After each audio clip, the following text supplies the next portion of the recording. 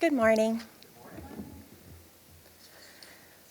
Last May, I published a poem titled, "The Year Frank Serpico Attended My Halloween Party," in the literary magazine Rig Welter. I will share that poem, but first I want to offer some context for it. The poem was inspired by a real experience. My late father, Frank Fagan, was friends with Frank Serpico, the New York City police officer famous for whistleblowing on the corruption of the New York Police Department in the 1970s. My father, Frank, met Frank Serpico in the 1990s in upstate New York after Serpico had returned to the US from protective exile in Switzerland. My father, originally from upstate, had spent many years living in New York City and had worked in Democratic politics, holding various positions, including speechwriter for the New York Governor, Hugh Carey. Frank and Frank talked politics, often over bagels in the morning when they were together. One fall in the 1990s, I convinced my father to host a Halloween pumpkin carving party. It was a small event of only half a dozen people, but Serpico was one of them.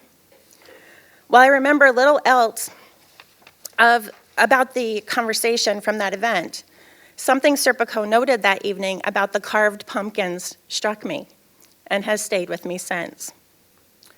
Sometimes the people who work the hardest against equality and justice aren't the ones on the front lines, but the quiet ones who easily blend into the crowd while still following a hateful leader.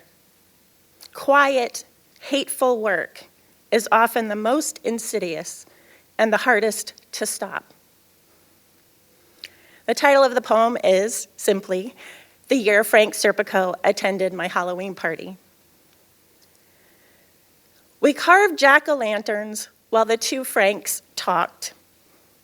My father, Frank, a retired leader of New York Dems, you, a retired cop known for a love of animals and for ratting out the rats in the NYPD. When you met my dad, you probably had a mouse in your pocket. You often did. My father raised me to care about the underdog. He once told me, rooting for the Yankees is like rooting for US Steel. And his most recounted day from his year spent drafted into the Army, the morning after JFK.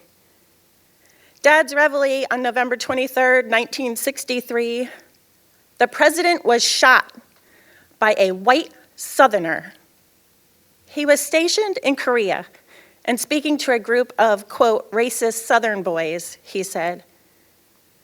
After the pumpkins had been carved, we lit candles and dimmed the lights, lined them up on their own death row, the kitchen counter, and stood in a row opposite, judging. One was characteristically clever, another grimaced, several were large, and the round one, the one on the end, quite small, the simplest of all, two triangle eyes, a round nose, and a smiling mouth. In the quiet dark, Frank S. broke the silence. That one on the end is the scariest of them all. The theme for this year's event is what Martin Luther King Jr. or the day represents to us. This day is about standing up and speaking out. I'm grateful to both of the Franks for doing so and committing their lives to a democratic society and civil liberties for us all. No hateful leader can lead without followers. Thank you.